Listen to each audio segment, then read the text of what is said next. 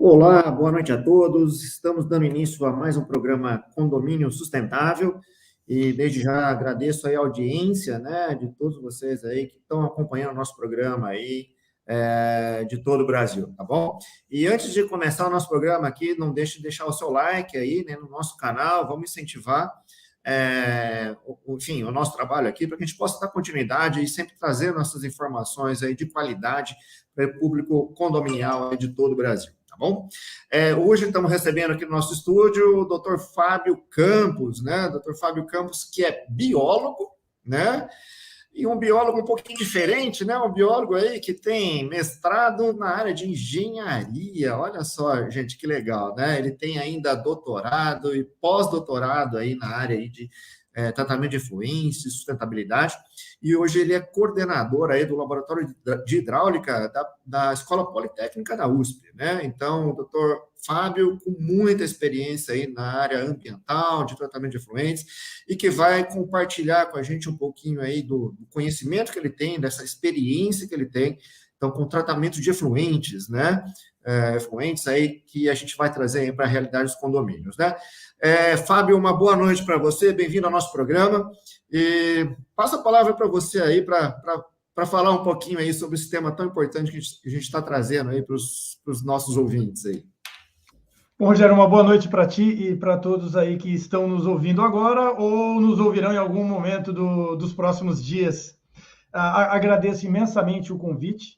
O saneamento é um assunto importante, urgente e que precisa realmente estar na pauta dos debates, tem que estar nas novelas, tem que estar nas séries, tem que estar nos jornais, tem que estar no cafezinho do boteco, porque é saúde. Não é possível um país tão rico como o nosso, uma economia tão pungente comparada com as economias do mundo, ainda vivermos uma realidade tão antagônica. Sou um privilegiado. Nasci e moro em São Paulo, cuja abrangência do saneamento é comparável em muitos países desenvolvidos, mas não é uma realidade do meu país.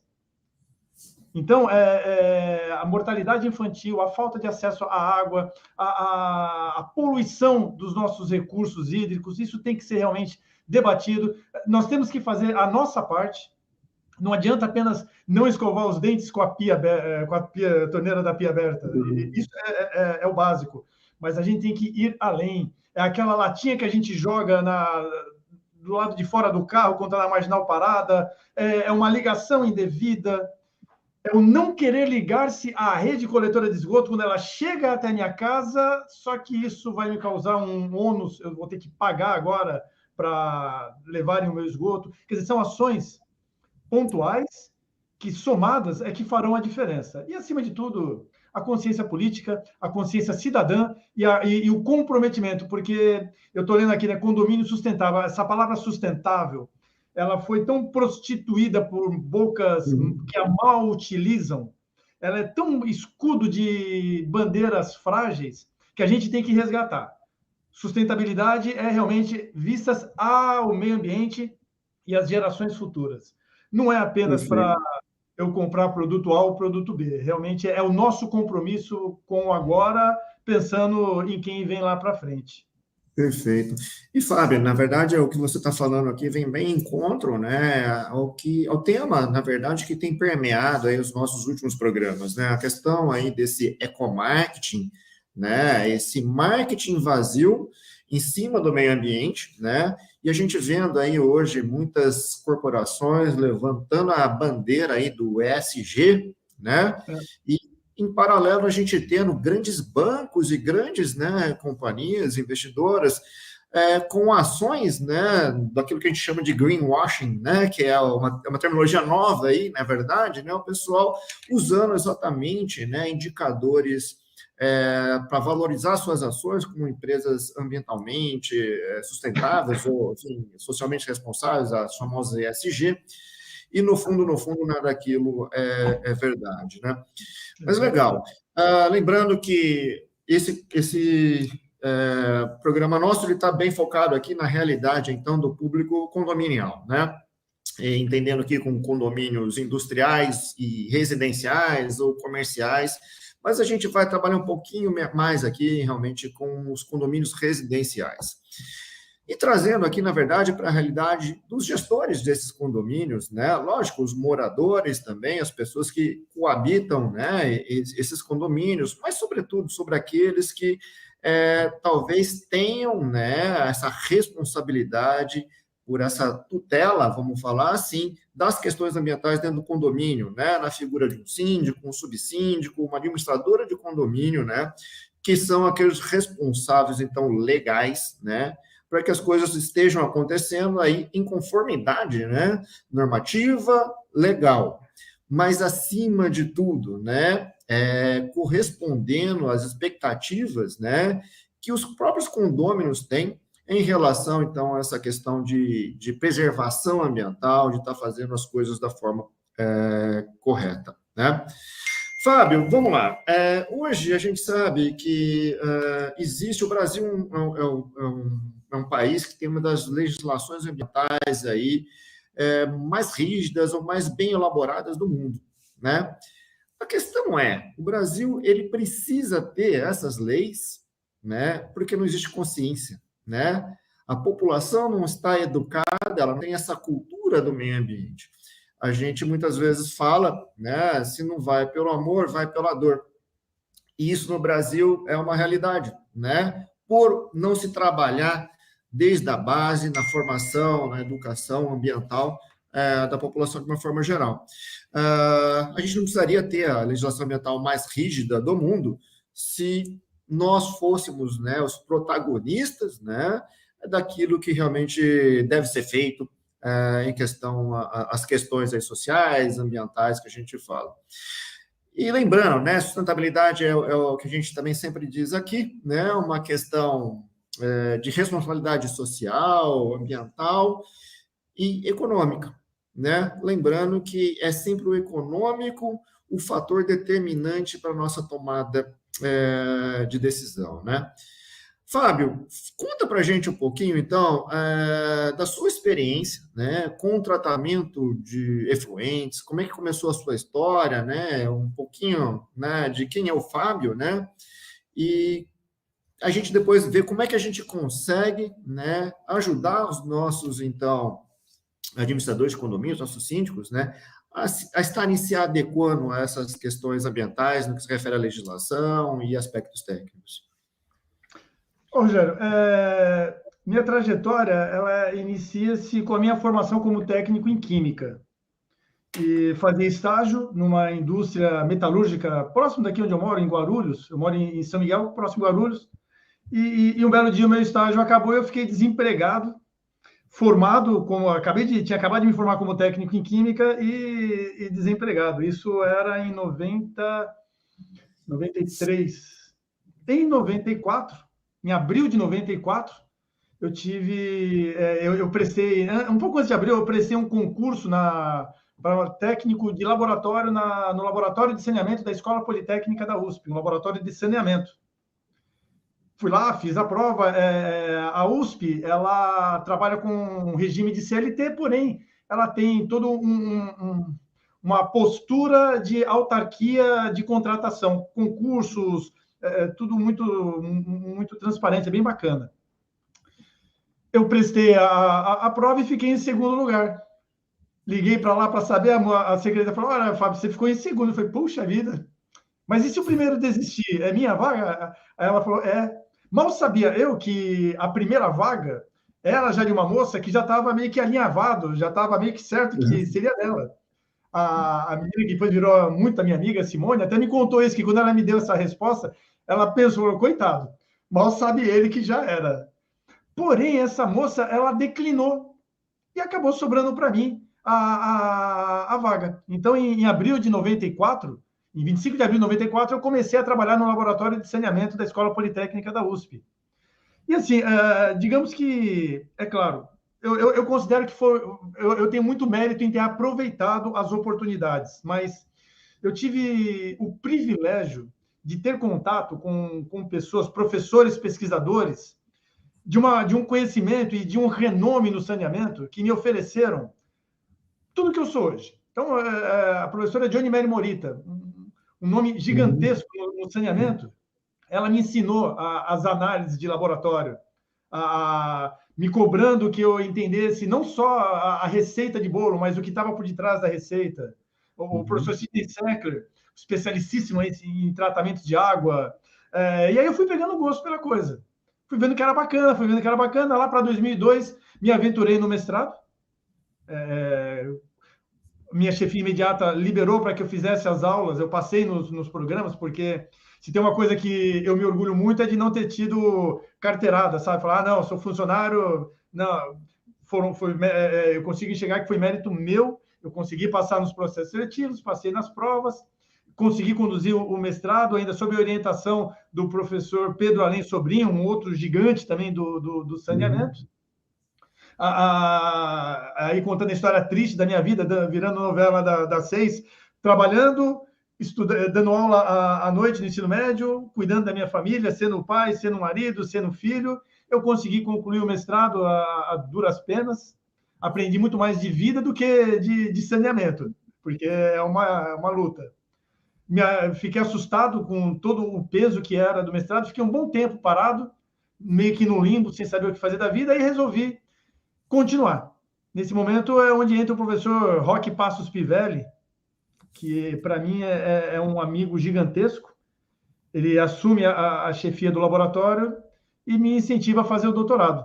Fiz o doutorado e aí daí em diante a minha carreira no saneamento ela deslanchou. Eu consegui adquirir muito conhecimento, muita informação, muita vivência e hoje eu estou aqui me sentindo, olhando para trás e vendo um caminho construído, com base num apoio muito grande de pessoas que eu tive a oportunidade de conhecer, permeando o mundo acadêmico, o chão de fábrica, a realidade do operador que está lá abandonado, a realidade das pessoas que são tomadoras de decisão e que são desprovidas de um conhecimento necessário acerca do que fazer, muitas vezes cometendo erros e más escolhas por má assessoria, e vendo que o saneamento realmente é o caminho que eu quero para daqui para frente, envelhecer, catando lá o esgotozinho, falando, não, isso aqui não é tão ruim, isso aqui olha só, isso aqui não é sujeira, isso é matéria orgânica, conversando com as bactérias, olhando elas no microscópio e interagindo bastante. Legal. Acho que é bom saber que existe uma coisa chamada paixão, né, e propósito que move, né, profissionais como você, enfim, e que atuam muito mais aí pela consciência, né, por um propósito de deixar um legado, né, para as futuras gerações. Eu acho que é muito bacana quando a gente, né, encontra profissionais que acabam colocando essa missão em primeiro lugar, né? E vamos lá, a gente tem que ganhar dinheiro para pagar as nossas contas, é óbvio, Né? mas, né, eu acho que poder trabalhar, né, enfim, com uma causa como você trabalha é muito legal, acho que é muito É menos gratificante. sofrido.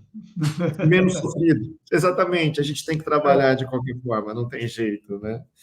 Bom, mas legal, obrigado por contar um pouquinho da sua história para a gente, Fábio. E vamos lá, eu preparei aqui algumas perguntinhas, né, para a gente poder estar discorrendo e estar trazendo, então, o nosso público aí para essa realidade, né? Entender um pouquinho mais o que eles podem fazer e qual é o papel deles, né, em relação então, ao tratamento aí, dos esgotos, né, esgotos sanitários efluentes. Vamos lá. Afinal de contas, né, se a gente tiver que definir o que é esgoto, Fábio, como você definiria esgoto? Nossa, essa é a pergunta que nas aulas que a gente profere é a abertura da aula, que é para desconstrução. Se você perguntar para as pessoas que nos assistirão o que é esgoto, o que vem na sua cabeça quando você fala em esgoto? Putz, é doença, água fedida, fezes, verminoses, pobreza, é tudo isso. Isso são consequências de uma má gestão de um sistema de esgotamento e uma falta de saneamento. Isso não é esgoto. Esgoto é simplesmente uma água potável que foi utilizada por nós em alguma atividade humana. Essa água Uhum, fétida, portadora, sim, de patógenos, de sujeira, ela um dia foi água potável. Que aqui na minha casa eu usei para lavar as minhas mãos e colocar sujeira nessa água, transformei em esgoto. uhum. ir lá no meu vaso sanitário, fazer as minhas necessidades fisiológicas da descarga, e isso realmente, fazendo um parênteses, né? Para pensar, a gente dá descarga com água potável. Sim. Com água potável, água para beber. Para eu mandar embora 100 ml de xixi, eu uso 10 litros de água potável. Não, fechamos os parênteses. E aí, ao se misturar com meus líquidos, meus excretas nitrogenados, meu xixi e minhas fezes, vira esgoto, mas era água potável. É uma água potável que nós sujamos, que nós acrescentamos poluentes. E que cabe, portanto, a nós, na figura do Estado, ou no caso de indústrias, a própria gestão da indústria, remover essa sujeira em níveis aceitáveis para lançar essa água novamente, não na forma potável, porque a natureza não precisa de uma água potável, mas lançá-la de volta para a natureza e assim fechar o ciclo do saneamento. O esgoto é uma água residuária, fruto das nossas atividades. Tecnicamente, eu tenho o esgoto sanitário. O esgoto sanitário é a mistura do esgoto doméstico, que é o que sai da minha casa, o efluente industrial, que eventualmente é lançado na rede, e águas de infiltração, águas de ligações indevidas com a galeria pluvial, ou mesmo de rompimentos de rede e que acabam infiltrando na rede.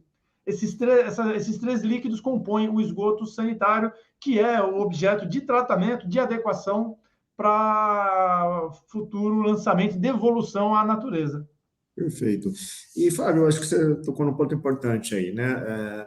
Quando a gente está falando a água potável, na verdade é uma água que a gente chama de água servida também, né? Quer dizer, é uma água limpa que eu sujei e devolvi para o meio ambiente, né? Suja, né? E muitas vezes pior, né, do que quando ela foi captada antes de ser tratada, né? Ou seja, essa responsabilidade por tratamento do efluente, ela também não é apenas do Estado ou da indústria, né? Se a gente está falando aqui de um condomínio, né, que foi instalado, que teve uma autorização de implantação numa área onde o Estado não está chegando com uma rede coletora ou tratamento, essa responsabilidade é do síndico, do administrador do condomínio, certo? Perfeito, perfeito. Nós temos dois modelos de gestão do esgotamento sanitário: o sistema centralizado e o descentralizado. O Brasil, ele adota primordialmente o sistema centralizado. O que é isso?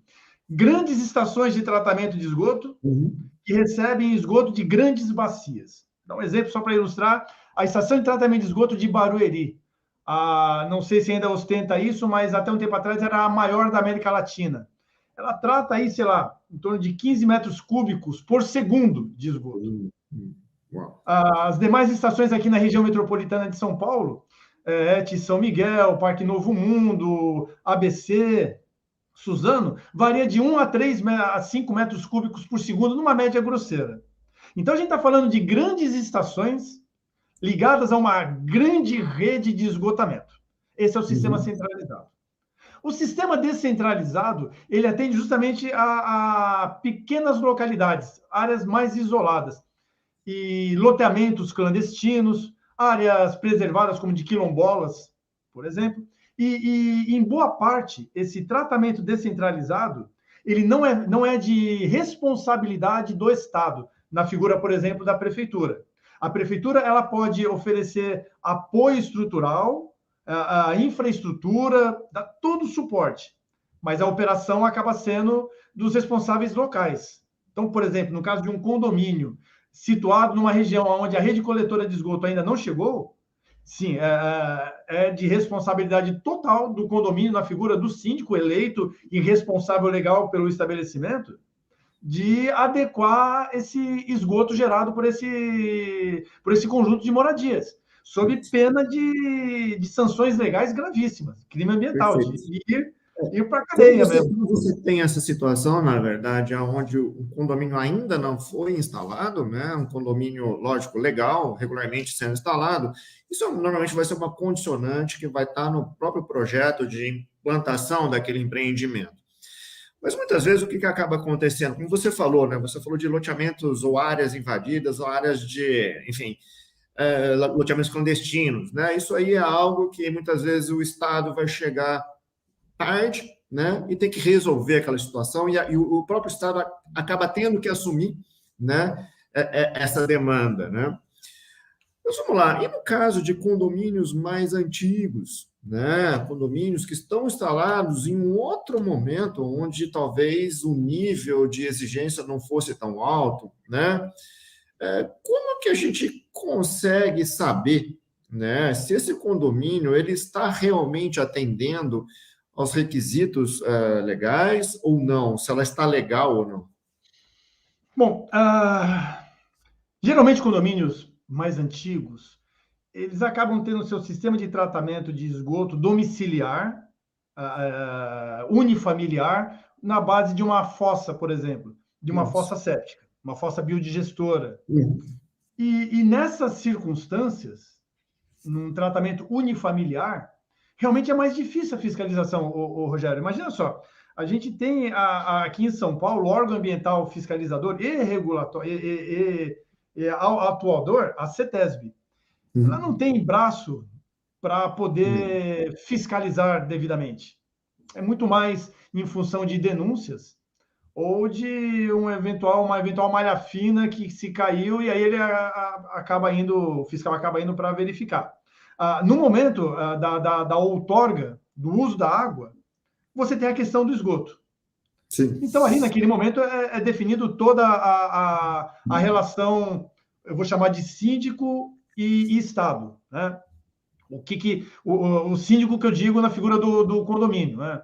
Se ele vai captar água, se ele vai lançar essa água, como tem que ser, o quanto que pode ser, tudo isso está definido lá na licença de operação desse estabelecimento. E ele tem que ter a documentação disso tudo. Sim. As análises rotineiras, ele tem que ter essa documentação para que uma eventual fiscalização ele possa comprovar que está tudo ok, que realmente ele está lançando um efluente dentro dos padrões de lançamento. Existe uma questão que a conta tem que fechar, né? Um balanço hídrico, né? O que entra, sai, né? É o que você Sim, falou, sim. vai entrar uma água limpa, eu vou sujar ela e vou devolver, né? Então, acho que fica fácil numa ação de fiscalização, né? Você fechar essa conta, né? Então, é algo que, seja eu receber uma água de uma companhia, né? Uma autarquia estadual ou municipal, ou seja, eu ter um poço, por exemplo, onde eu tenho uma outorga, né? A outorga de tantos metros cúbicos. Ok, se eu vou usar essa água, eu vou descartá-la em algum momento, né? Talvez com uma pequena perda aí pelo caminho, mas essa Sim, conta sim. tem que ficar próxima, né? Então, realmente, a ação de fiscalização acaba sendo facilitada. Mas, Fábio, vamos lá. Esse efluente, né? A gente sabe que dentro de uma área, por exemplo, de um condomínio, eu tenho as minhas áreas de drenagem de água de chuva, por exemplo, né? E eu tenho os esgotos. Essas águas, elas não podem se misturar, é isso? Perfeito. Mais uma vez, é a questão do modelo de gestão de esgotamento sanitário. Nós temos um modelo chamado separador absoluto, aonde a água pluvial ela é separada, ela é segregada do esgoto sanitário. Então, nós temos uma Uhum. rede da galeria pluvial e uma rede do esgotamento sanitário. Há modelos onde tanto a água de chuva como o esgoto vão para a mesma tubulação e vão para uma estação de tratamento de esgoto. Mas nesse modelo, tudo é preparado para essa dimensão de volume, porque a gente está Uhum. falando de tubulações maiores, de estações com tanques maiores, porque além do esgoto sanitário, a estação tem que estar preparada para receber volumes adicionais de chuva. Aqui não. Aqui a água de chuva tem que ir para a galeria pluvial. E da galeria pluvial ela é devolvida para algum corpo receptor mais próximo. E o Uhum. esgoto vai para. Só Deus sabe para onde, né? A gente gostaria que o esgoto terminasse, a rede coletora terminasse numa estação de tratamento de esgoto, mas infelizmente Uhum.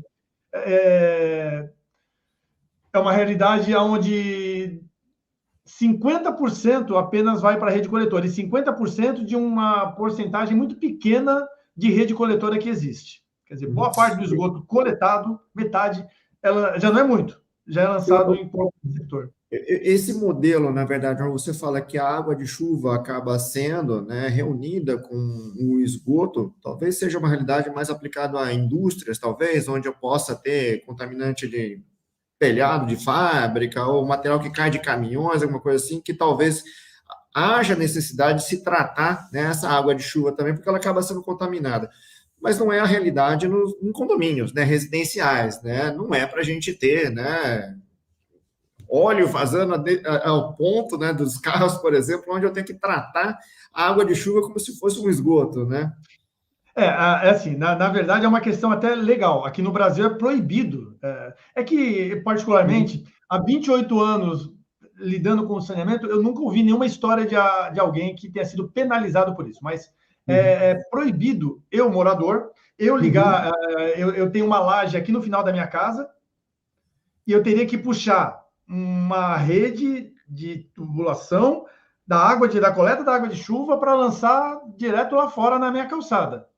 uhum. É muito mais fácil eu fazer uma ligação no meu esgoto, para não É. ficar com uma tubulação aparente. Isso é proibido, isso não é permitido. No caso de indústrias que ocorram essa situação, elas obrigatoriamente elas têm que ter as chamadas bacias de contenção, que é para todos Uhum. esses resíduos que você citou Isso, sejam contidos nessa bacia e levados para tratamento. isso. Se porventura a água de chuva, de alguma maneira, entre em contato com esses resíduos, nessa bacia de contenção, nesse momento ela vira uma água, um rejeito, uma água residuária, e Uma que tem que ser contaminante. tratada. Entendi. É muito comum a gente ver, por exemplo, eu liguei a minha coleta de água de chuva na rede de esgoto. Não fui só eu que fiz isso. Todos os meus vizinhos fizeram isso. E aí vem aquela chuva torrencial. A rede de esgoto, ela não tem uma manutenção devida. Então, ela tem sólidos no meio do caminho, obstruções. Está acostumada a passar um filetinho de esgoto. De repente, essa chuva torrencial que cai nas casas, que tal qual eu, fizeram essas ligações clandestinas na rede de esgoto, Uhum. toda essa chuva vai para aquela tubulação que já está com colesterol alto, já está Uhum. entupida. Aí termina de entupir, o que acontece? Tudo isso volta para dentro da minha casa. E Uhum. eu não posso acionar aqui em São Paulo, no caso, a concessionária Sabesp, para arcar com danos causados ao meu imóvel se isso acontecer. Porque, Uhum. na verdade, a Sabesp é que poderia me autuar por eu ter feito uma ligação indevida. Eu tenho Uhum. que ver o estrago dessa água voltar, porque voltou por um erro meu. Então, não pode, Perfeito. é proibido. Muito bom, né? Então, entendendo, né, pessoal, que quando a gente está falando aqui de se cumprir com determinadas normas, determinadas regras, né? Porque isso acaba voltando para a gente mesmo, né? Então, lembrem, né? Legal o aspecto social, legal o aspecto ambiental, mas isso vai reverberar no econômico em última instância, né? Então, não é à toa que as coisas são colocadas da forma que são feitas, né? Fábio, e existe, na verdade, todo um arcabouço, né, de legislação, de leis, né, federais, estaduais e municipais que regem, né, o que a gente deve, como a gente deve, na verdade, tratar esses efluentes, né, para que eles possam ser lançados no meio ambiente, né? Ah, quais são as principais diferenças que a gente tem aí, né, em relação a, por exemplo, uma situação onde eu estou lançando o meu efluente numa rede coletora, né, e que vai terminar numa estação de tratamento, por exemplo, da Sabesp, como você falou, né? Ou quando eu vou lançar esse meu efluente direto em um corpo receptor, em um rio, né, vamos falar assim, porque eu não tenho uma rede coletora ali, né? Qual é a diferença que a gente tem aí? Como que isso funciona? Olha, Rogério, particularmente, eu costumo dizer que o Brasil ele tem um conjunto de leis de proteção do meio ambiente que qualquer norueguês que chegar aqui e pegar para ler, ele vai ficar com os olhos arregalados e falar: nossa, que bonito! Nosso Código de Proteção dos Mananciais, ele é perfeito, é moderníssimo, é como você bem falou, a nossa legislação ela é rígida, mas há um hiato entre a lei escrita e a lei praticada e Hum, fiscalizada. Então, esquecendo esse recorte real, né, como que é desenhado a legislação no que diz respeito à proteção de corpos hídricos? Nós temos uma legislação nacional, federal, impressa pelo CONAMA, pelo Conselho Nacional do Meio Ambiente. Uhum. CONAMA 357, ele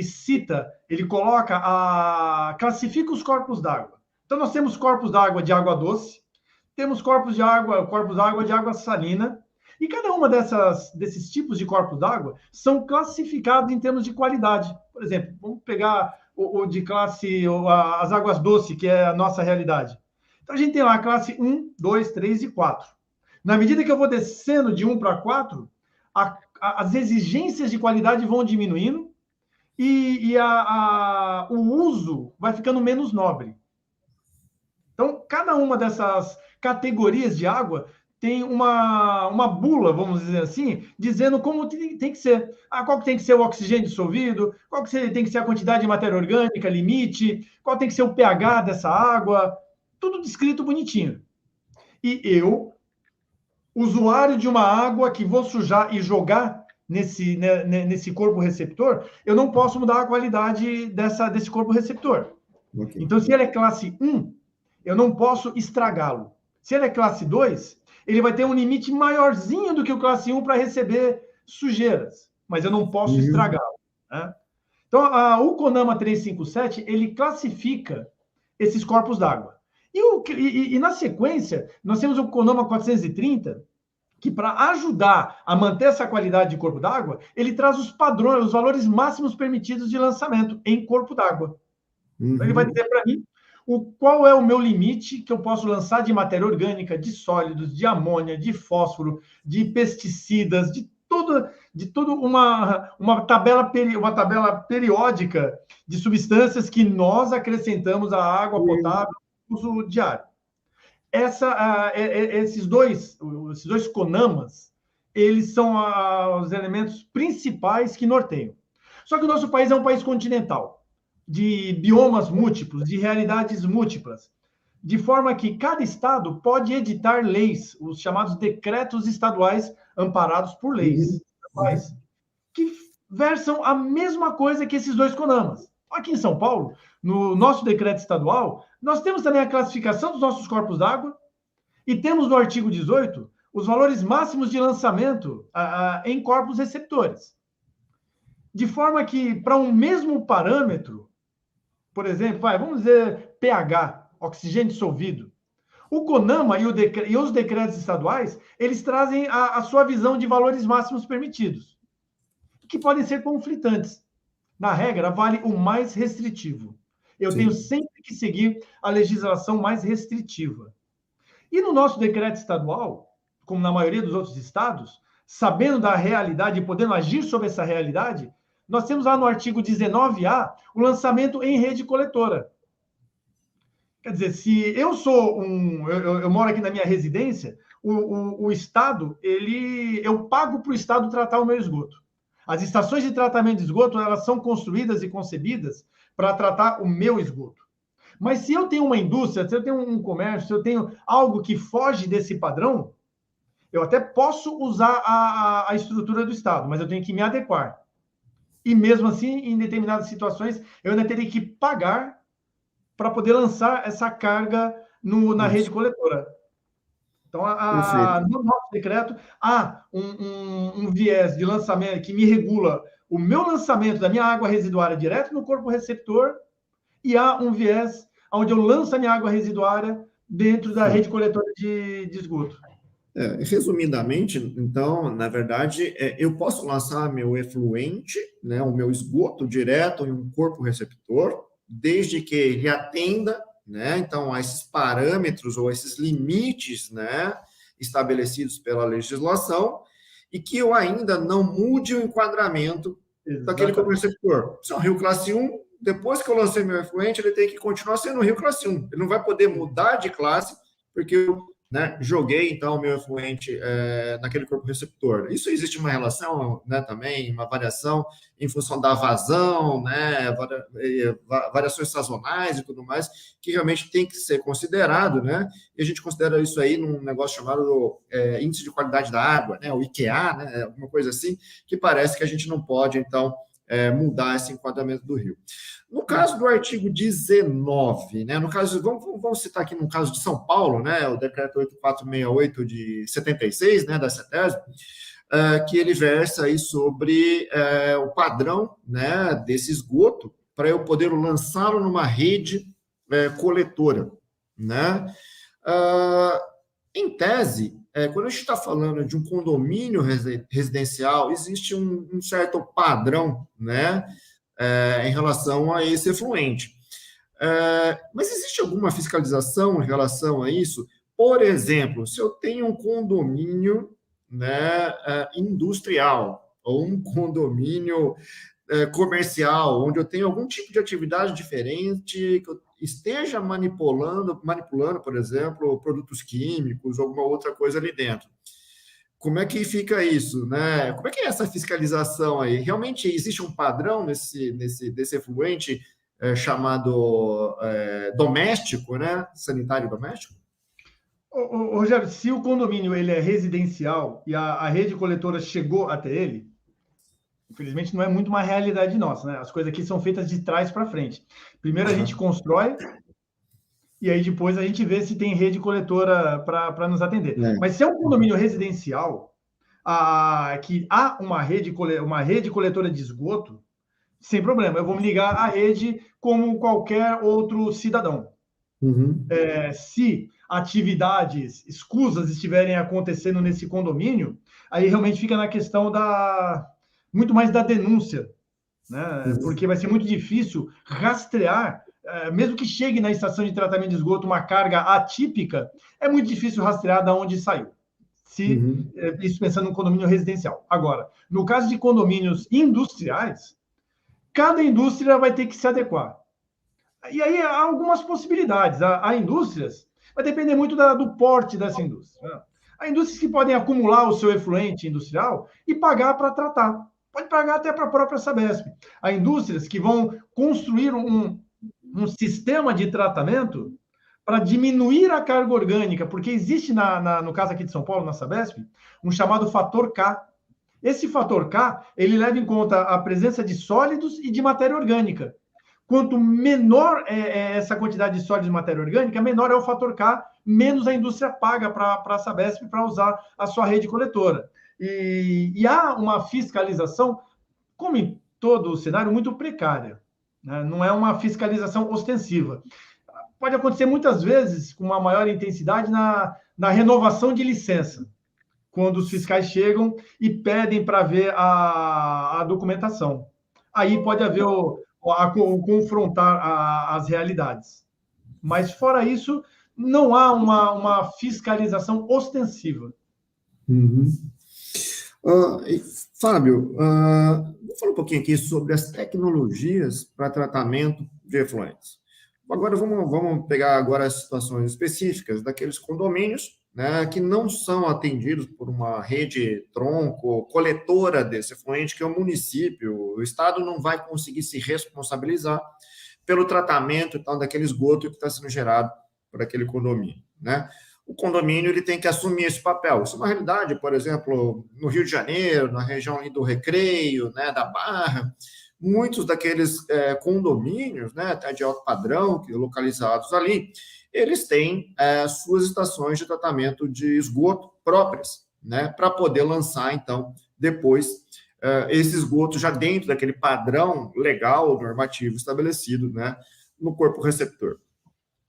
Quais são as principais tecnologias? Como é que funciona esse tratamento, né, do esgoto nessas situações?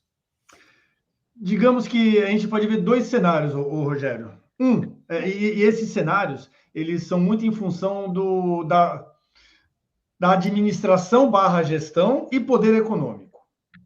Vou colocar primeiro o cenário mais pobrezinho, digamos, né, em termos de possibilidades. Cada condômino vai dar conta do seu esgoto. Vai construir uma fossa séptica, por exemplo. E aí, a fossa, há dois sistemas de fossa. Na verdade, há um e há um outro que o povo teima em usar, né? A chamada fossa negra. A fossa séptica, ela é um instrumento de engenharia onde você tem uma normativa da ABNT para construí-la. Se bem construída, e ela é facilmente dimensionada. Qualquer pessoa, não é necessário ser um engenheiro. Até mesmo um biólogo que não gosta de matemática é capaz de construir uma fossa séptica com muita facilidade, de dimensioná-la, né? Construir, aí vai requerer um pouquinho mais de estrutura, mas ela é eficiente, ela consegue dar conta, né? Então, é possível que cada família trate o seu esgoto. Agora, se esse condomínio ele tem uma gestão unificada dos esgotos, ele vai construir uma rede, ele pode utilizar várias tecnologias dentro desse segmento descentralizado. Aonde eu gostaria de aproveitar para chamar a atenção do chamado ecossaneamento.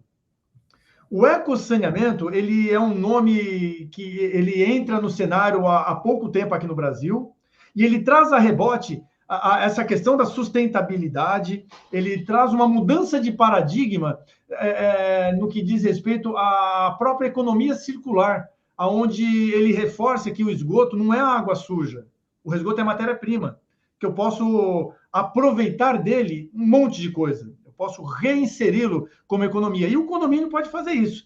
Eu vou usar como exemplo, Rogério, para ilustrar o que um condomínio pode fazer com um shopping. Um shopping nada mais é do que um condomínio. É um condomínio de lojas. Condomínio comercial. Exatamente. Onde o esgoto ele é predominantemente doméstico, já que não há atividades industriais acontecendo lá dentro. É o belo e bom cocô e xixi de todo mundo. E muitos shoppings, eles instalam sistemas de tratamento compactos. Vou dar um nome bonitinho para eles, é o chamado MBR. É um reator de biomembrana. É um reator que combina processos biológicos, onde usa bactérias para comer o nosso cocôzinho, e membranas de filtração que retêm essas partículas e geram uma água tratada, um efluente final de excelente qualidade, clarificado, que é reutilizado em vasos sanitários, em sistemas de refrigeração, em limpeza de pavimentos, em regas de jardim, por exemplo. E esse sistema, ele é compacto ao ponto de poder ser instalado no subsolo, no estacionamento, pegando lá, sei lá, 3, 4 vagas de um carro.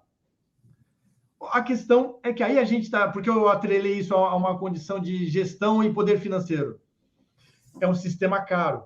Tem uns nomes aí do pessoal de processo, né, que é o tal do OPEX e CAPEX, né? É o que eu uso para instalar, para comprar o sistema, e o quanto eu vou pagar para manter esse sistema operando. Eu vou ter que ter um custo de manutenção disso tudo. Mas eu consigo reaproveitar essa água. Se eu não tiver tanta condição financeira, e aí, olhando mais para as ferramentas do ecossaneamento, puxa vida, a gente tem aí, por exemplo, as wetlands construídas, que são os alagados. Se for aí é muito em função do condomínio ter uma área disponível para construir essa wetland. É bacana que dá para fazer até um paisagismo com ela, e ela gera o tratamento necessário para devolver essa água para a natureza e até para um reaproveitamento. Enfim, há um monte de cenários, Rogério, tecnologias das mais diversas, aonde depende de onde você quer chegar e depende do quanto você tem no bolso para bancar tudo isso. Acho que é importante a gente sempre ter um diagnóstico, né, de cada situação e das condições, né, que aquele cliente tem, né, objetivos, a realidade econômica do condomínio, para a gente adequar aquela que seria a melhor tecnologia, né? Quer dizer, se eu tenho espaço, acho que o Wetlands faz bastante sentido, mas se eu não tenho espaço, é uma ideia compacta, realmente, lá no meu subsolo. Então, cada realidade... Rogério, até fazendo a wetland construída, há um sistema que, aqui no Brasil, ele ainda não pegou, mas no Chile, na Europa, nos Estados Unidos, já é comum. É o chamado vermifiltro. Usa minhoca para tratar esgoto. É um filtro biológico, onde você tem camadas de brita, de areia e de serragens de madeira e minhocas californianas, uma população de minhoca nesse filtro, onde você asperge o esgoto e elas vão se alimentar do esgoto e gerar um efluente de excelente qualidade e melhor. Ela vai transformar essa serragem, esse material, em humus, que tem poder econômico também, né? Poder de venda. E é um sistema muito bacana também. Mas também requer água. A gente tenta com uma pergunta aqui da Luciana Cardoso, né? Ela está falando aqui, ela está citando um exemplo, né, de um shopping center que tem o reuso de água, né? Essa água, ela é utilizada aí para descarga, né? Então, nos banheiros desse shopping. Ela disse que essa água tem um cheiro não muito agradável. Isso seria uma questão, o quê? Tecnológica, falha de operação, ou é assim mesmo? A gente tem essa objeção. Há uma natural e cultural objeção à água de reuso. A gente ainda não tem essa visão do que é essa água de reuso. Só para ilustrar bem, Rogério, como a coisa é bem mais complexa e não é uma questão só de público leigo, nós não temos uma legislação sobre água de reuso. Não há uma Uhum, é. legislação Uhum, que verse sobre água de reuso. E a água de reuso já é uma realidade nossa há décadas. Sabendo dessa objeção natural, geralmente, o que o pessoal faz nas estações de tratamento nesses estabelecimentos? Eles tomam cuidado de colocar um corante. Pode ver, se você já lembrar aí, a água ela vai ter uma corzinha meio azulada, meio rosinha, que é para o efluente tratado. A gente está falando de um tratamento para uso. A água que vai gerar, poxa, é para dar descarga. Eu não estou produzindo água potável. Então, geralmente, o efluente final, por melhor que seja, ele tem uma corzinha meio acastanhada. E para uhum, nosso azar, esse acastanhado puxa para o amarelo, que é a cor que a nossa retina melhor identifica. Por isso que o padrão de cor é o cloro platinato de cobalto, que é amarelo. O amarelo salta aos olhos. Então, sabendo disso, eles dão uma corzinha. A questão do odor, muitas vezes, não é culpa da água, é uma questão estrutural do banheiro. Quem não tem retorno de odor no banheiro por não ter um sistema de vedação boa, eu esqueci o nome, tem uma válvula que você tem que colocar para evitar o retorno de cheiro, uhum, limpeza, quer dizer, há N coisas. O fato é que o efluente tratado, nessas condições, ele pode ter uma cor que me desagrada, mas ele não deve ter cheiro. O processo, porque é um processo biológico aeróbio. Eu injeto ar, são micro-organismos que estão lá comendo, nesse processo de tratamento, que respiram assim como nós. Os processos anaeróbios, como uma fossa, por exemplo, esses sim, eles geram um odor desagradável, porque existem alguns grupos de bactérias que no seu metabolismo, na sua forma de vida, se alimentam de compostos à base de enxofre e produzem gás sulfídrico, que é o nosso famoso ovo podre. Então, os uhum. processos anaeróbios, eles são um problema. O odor é um grande problema para processos anaeróbios. Não é um problema para processos aeróbios. Nesse caso, eu arrisco dizer que é um problema muito mais de estrutura de banheiro, de hidráulica do banheiro, do que culpa do coitado do efluente que está lá para dar descarga. Legal, legal, muito bom. Vamos lá. Dentro na verdade, das tecnologias de tratamento de efluentes, existem algumas coisas, por exemplo, né, como conceitos novos que são utilizados, que talvez nem sejam tão novos, né, que a gente não usa mesmo, né, por exemplo, os jardins filtrantes, né, o uso de plantas, né, para o tratamento do efluente. Fala um pouquinho sobre isso aí, como isso funciona. E até uma questão que a gente pode compor com o paisagismo do nosso condomínio, né, fazer um negócio bonito. Se eu tenho espaço, né? As plantas, hoje, nós aqui no Brasil, nós temos um conhecimento muito bem desenvolvido vou usar o termo bonito agora, das macrófitas, né, das vegetações que não só se adaptam à salinidade, à corrosividade e à poluição do esgoto, mas como conseguem oferecer suporte para crescimento de biofilme bacteriano nas suas raízes. Hum, Planta, ela é autótrofa. Que raio que é isso? Ela não precisa matar um boi e colocar no prato para comer, para produzir, para ter matéria orgânica, como nós, heterótrofos, precisamos. A planta precisa do sol e do gás carbônico. Ela prepara a sua própria comida. Então, ela não vai comer o meu cocôzinho que está lá no esgoto, a minha matéria orgânica que eu lavei na minha mão. Ela vai auxiliar no seu sistema radicular, nas suas raízes, a filtrar e a segurar essas partículas de sujeira.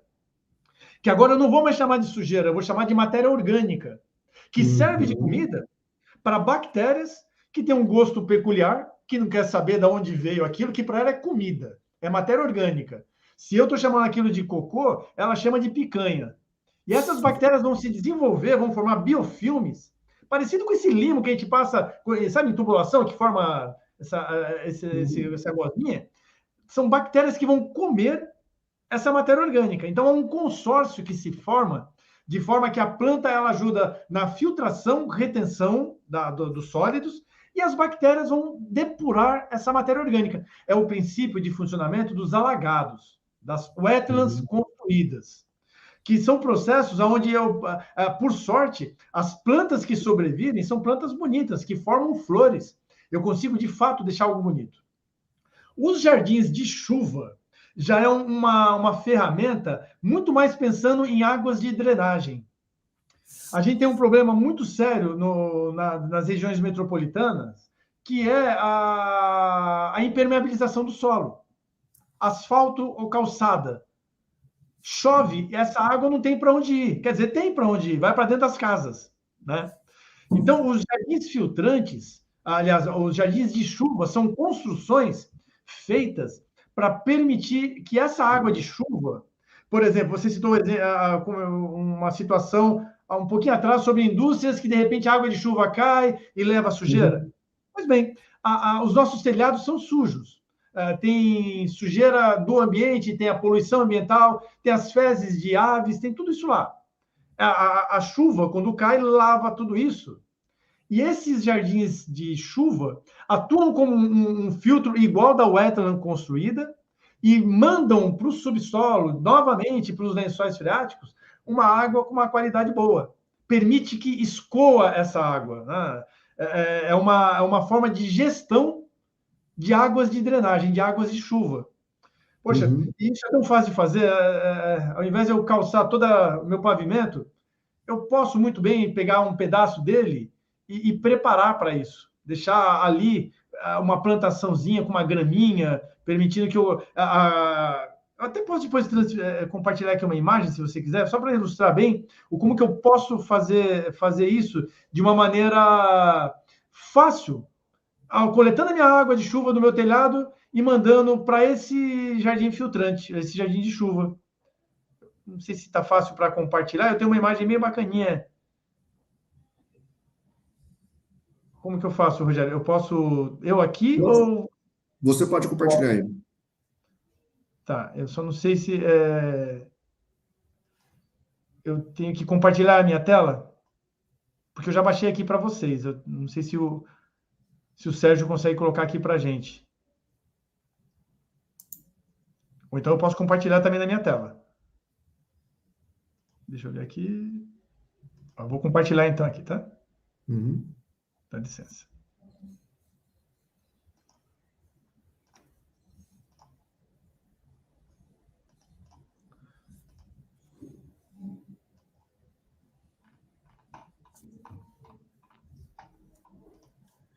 Já lá, tá lá com a gente já, a imagem.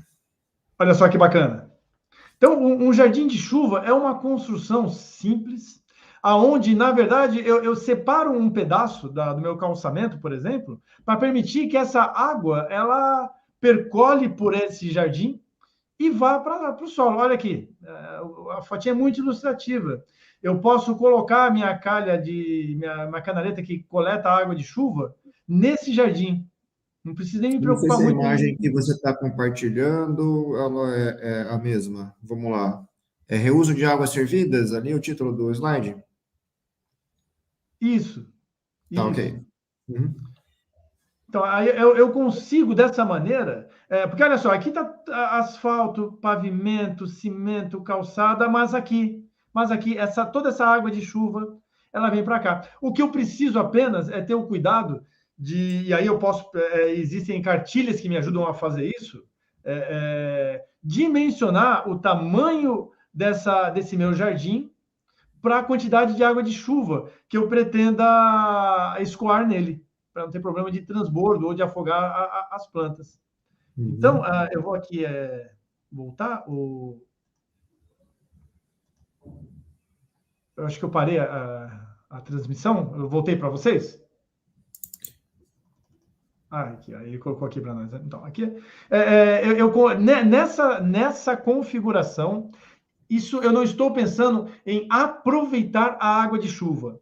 Eu estou pensando em gerir a minha água de chuva de forma a não causar problemas nem para mim e nem para o entorno. Né? Ao invés dela vir para cá e de repente cair numa boca de lobo aqui de uma galeria pluvial que já está toda destruída e se perder por aí afora, eu consigo aqui dar um melhor destino para ela. Eu participo da gestão desse recurso hídrico.